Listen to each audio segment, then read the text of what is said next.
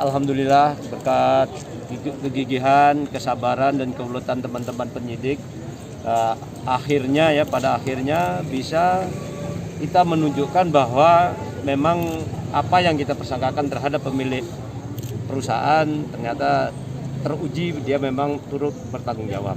Maka berkasnya di P21 oleh Kejaksaan minggu kemarin, seperti yang disampaikan Pak Kapolda. Pasal yang kita kenakan pasal berapa itu, Pak? Pasalnya 338, banyak itu pasal yang kita kenakan. 338, rimanya 359, terus 311 Undang-Undang Lalu Lintas, 315, banyak yang kita kenakan karena hasil pemeriksaan kita sebagai wujud pertanggungjawaban yang bersangkutan memang tidak memberikan, tidak menunjukkan bahwa mereka melindungi kendaraan atau sopir yang akan bertugas. Ya, faktor manusianya ada, faktor kendaraannya juga ada, faktor sarana prasarana jalannya juga ada. Itu yang menyebabkan ada 3 faktor itu mendukung terjadinya kecelakaan.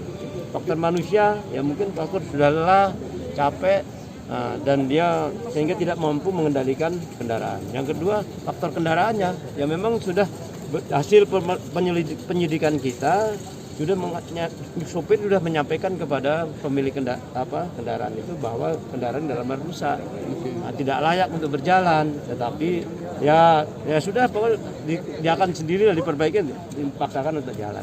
Untuk bis Sriwijaya apa sendiri ditutup atau gimana, Pak? Apanya?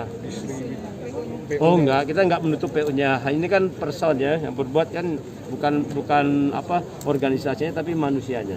Jadi sehingga pemiliknya itu yang bertanggung jawab, itu yang kita jadi, sehingga tidak di general bahwa PU-nya kita tutup, enggak. Untuk kondisi bus-bus lainnya seperti apa, Pak, hasil pemeriksaan kita? Bus yang lain kita belum ke sana karena kita fokus kepada bus yang memang kita yang mengalami kecelakaan. Berdasarkan hasil pemeriksaan kita memang ya kondisinya memprihatinkan.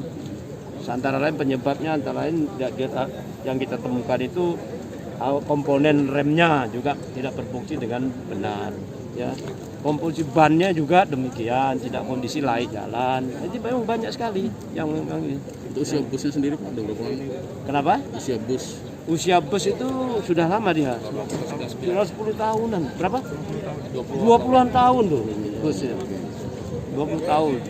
Dan hasil pemeriksaan kita, mereka manajemen itu tidak secara rutin melakukan perawatan kendaraan itu. Bahkan ketika dilaporin ada terjadinya kerusakan, kurang serius dalam mengatasi kendaraan yang kerusakan kendaraan itu.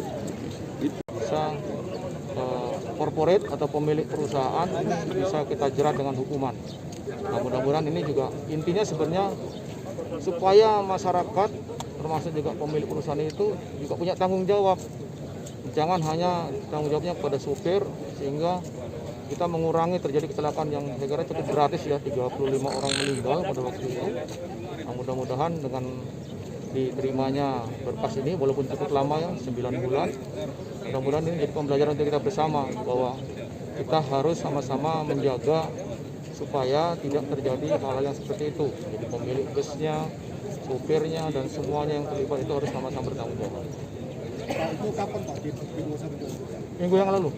Soalnya minggu ini akan kita serahkan tersangka dan barang buktinya.